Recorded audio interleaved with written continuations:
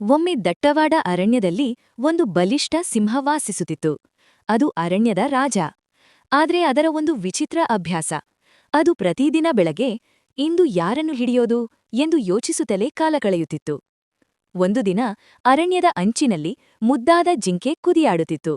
ಅದು ಹಾಡುತ್ತಾ ಆಟವಾಡುತ್ತಾ ತುಂಬಾ ಮಜಾ ಮಾಡುತ್ತಿತ್ತು.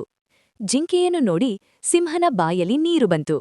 ಸಿಂಹ ನಿಧಾನವಾಗಿ ಜಿಂಕೆಯ ಕಡೆಗೆ ಹತ್ತಿರವಾಗುತ್ತಾ, ಇವತ್ತು ನನ್ನ ಊಟಕ್ಕೆ ಇದು ಸರಿಯಾದದು ಎಂದುಕೊಂಡಿತು. ಆದ್ರೆ ಜಿಂಕೆಯು ತುಂಟ. ಅದು ದೂರದಿಂದಲೇ ಸಿಂಹ ಬರುತ್ತಿರುವುದನ್ನು ಗಮನಿಸಿತು.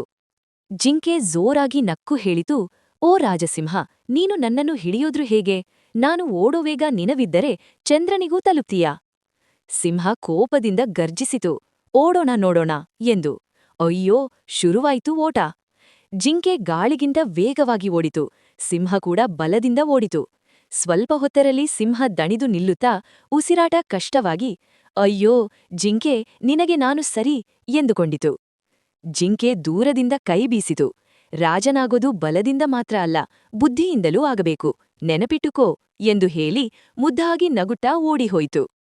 ಸಿಂಹ ತನ್ನ ತಪ್ಪನ್ನು ಅರಿತುಕೊಂಡಿತು. ಅಂದಿನಿಂದ ಅದು ಅರಣ್ಯದ ಪ್ರಾಣಿಗಳ ಜೊತೆ ಜಾಣ್ಮೆಯಿಂದ ನಡೆದುಕೊಂಡಿತು.